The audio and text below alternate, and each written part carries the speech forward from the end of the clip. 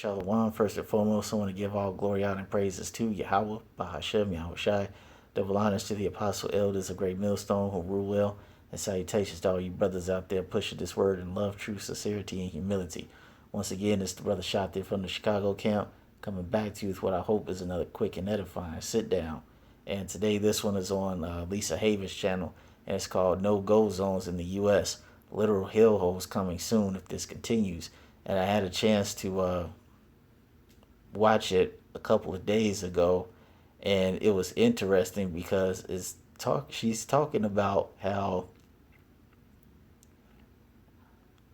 many American cities or many cities across the America and United States are turning into little third world countries. All right, you have crime at an all-time high, poverty's at an all-time high, homelessness is at an all-time high, and it's getting to the point where it's uncontrollable, where it's almost impossible to do anything about it. You have so much hopelessness and despair that folks feel that there is no way out. And you know what? Let me bring scripture out on that.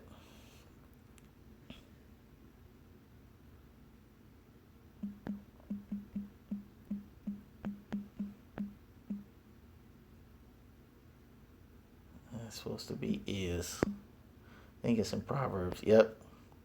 Okay. It says, this is Proverbs 29 and 18. It says, where there is no vision, the people perish, but he that keepeth the law, happy is he. Yeah, let me get that. Where there is no vision. Okay. Chazawan. Strong's H2377. Chazon. Chazon. And it says vision. Vision in an ecstatic state, vision in night, vision, oracle, prophecy. Vision as the title of book prophecy. From H2372, sight, mentally, a dream, a revelation, or oracle, vision. All right? So where there's no dream, where there's nothing to look forward to, it says the people perish, but he that keepeth the law, happy is he. Okay, and in many of these cities across the United States, the vision is completely stumped out, where folks have no hope, and now they just turn into homelessness. Okay, and when you have a homeless population that keeps increasing day by day, this causes a heavy strain on the financial system, and it causes certain elements to develop in a city where if things were just and right, you wouldn't have these things. So we're going to get to this video and let Lisa talk about some things.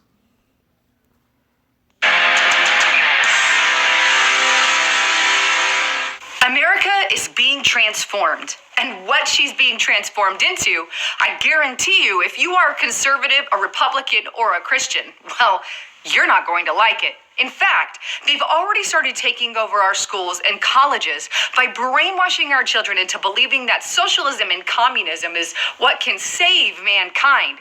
Well, now we have these very same principles and authority figures taking over our cities here in the U.S. and turning them into literal nightmares and cesspools. Take a look, for example, at what's happening in Seattle. Here's an article on Infowars.com. Seattle parks becoming no-go areas because of homelessness and trash.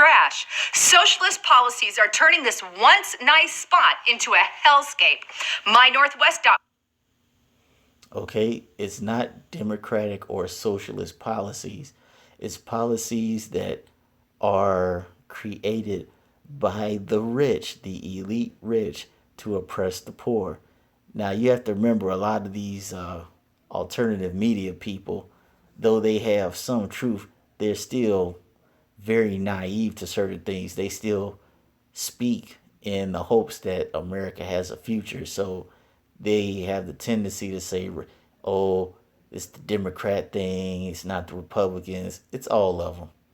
they're both contributing to the deterioration of this cesspool called America.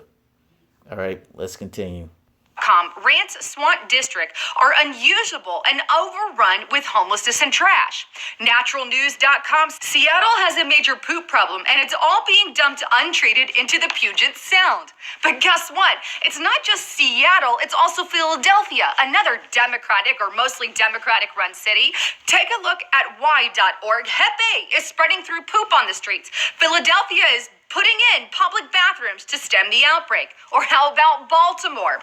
Infowars.com, Baltimore rat problem is so bad, roads are collapsing. Rodents are turning tunnels beneath the sidewalk. Or Chicago, to CBSChicago.com. Chicago named the rat capital of the U.S., study says. But that's not all. What about Well, it's not. I can't say necessarily if it's the rat capital, but I've heard many stories about the people that live on the north side starting to get plagued by a lot of these rats. Hell, I took my woman to dinner one time on the north side. It was on Division Street, and while we was eating, I saw a rat just go by my feet. I was like, "What the hell is this, man?" I came in and enjoy some Italian food, and I'm just seeing some critter walk past my feet. Hey, man, this is a disgusting, filthy country, man. But what do you expect when you got wicked people making wicked rules? All right, let's continue. what's happening in California? Now, we know California is leading the way on progressive socialist mentality, also known as communism. What kind of area is the West Coast turning into as a result of these progressive mindsets? And mind you, some of the things that are happening in California are, well, superseding what's happening to some of the other states here in the United States of America. Why? Because they've taken it a step further and gone more progressive socialist, aka communist in nature. Take a look at some of these articles. Naturalnews.com. California's wealthy elite finally facing their day of reckoning as liberal policies leave surge of homeless people, use needles and human feces on the doorstep. Breitbart.com. U.S. News crowns California the worst state for quality of life. PolitiFact.com. True. California has the nation's highest poverty rate when factoring in cost of living. Collapse.news. The West Coast is a literal toilet. 80% of coastal area are infected with toxic feces or biosludge, warns Dr. Drew. NBCLosAngeles.com. Rotting trash piles sky high in LA, attracting rats and raising concerns of a new epidemic. DailyMail.com. Rats. Employees at LA City Hall chase down rodents in the midst of typhus breakout as the deadly infection sickens the homeless sleeping near the 90-year-old building. KTLA.com. LA spent $619 million on homeless last year. NBC.com. Typhus epidemic worsens in Los Angeles. Bottom line, these democratic and progressive cities are turning America's once great cities into literal hellscapes. And the more progressive... Hey, but that's the thing. That's what you get. All right? Ultimately, this is the judgment of the Lord coming back around for all the wickedness that bad Uncle Esau has done. All right, they talk about this typhus, this hepatitis, because of this. Hey, the Lord talked about that.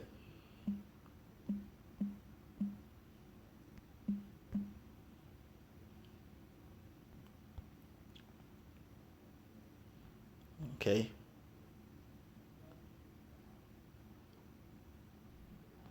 This is Jeremiah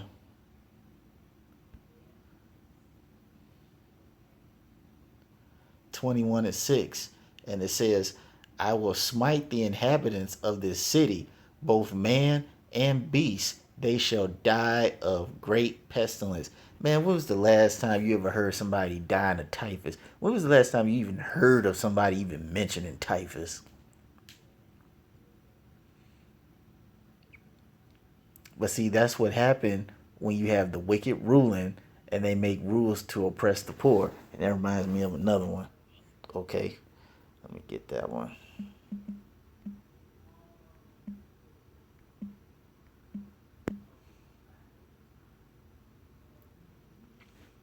Okay. Damn, there's quite a few of them, but I'll get Proverbs 22 and 22. And I'll get Zechariah 7 and 10. Both of those are good ones. Okay. And it says, rob not the poor because he is poor, neither oppress the afflicted in the gate. Okay. And that's what you have here in America. You have poor people being oppressed daily in their cities. You saw one of the articles say Los Angeles is, or California in general, is one of the worst states to try to live, especially when you factor in the cost of living. As many of you all know, California is suffering from a huge case of people not being able to afford any type of housing. So what they do is they sleep in their cars on the street. And to make matters worse, these wicked people in office are telling the Ku Klux Klan members if they find anybody sleeping in their car to give them tickets. Hey, that's extremely wicked.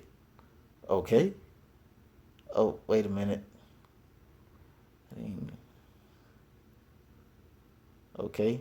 And we're gonna get that Zechariah 7. What was that?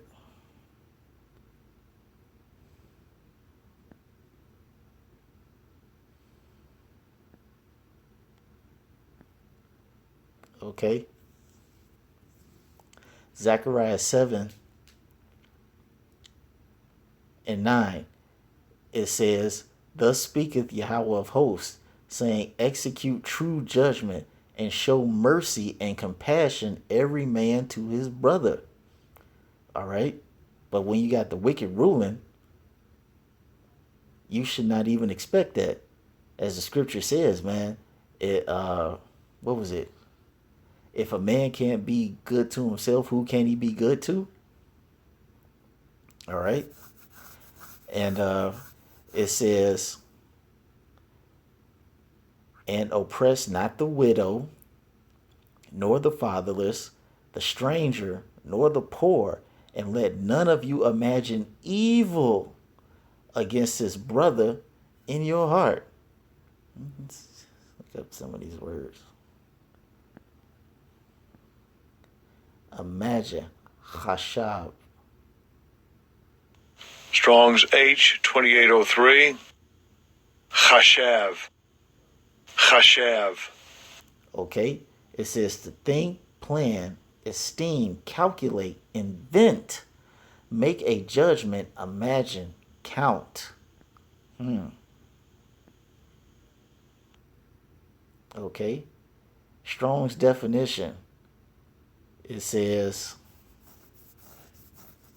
to weave or to fabricate, to plot or contrive, usually in a malicious sense. Hence, to think, regard, value, compute, account, conceive, consider, count, cunning, devise, esteem, find out, forecast, hold, imagine. But you get the point. Like it says, especially this part, it says to plot or contrive, usually in a malicious sense. Okay? So it says that and oppress not the widow, nor the fatherless, the stranger, nor the poor, and let none of you plot maliciousness in an evil way against his brother in your heart.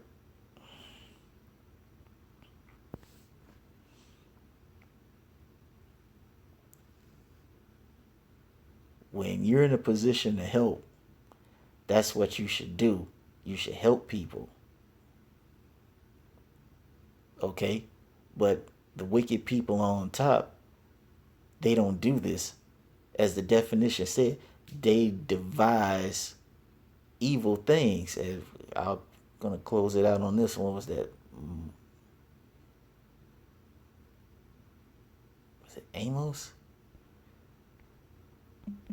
Devise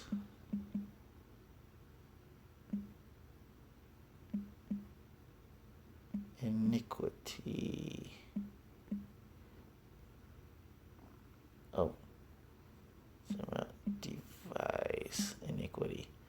Micah 2:1.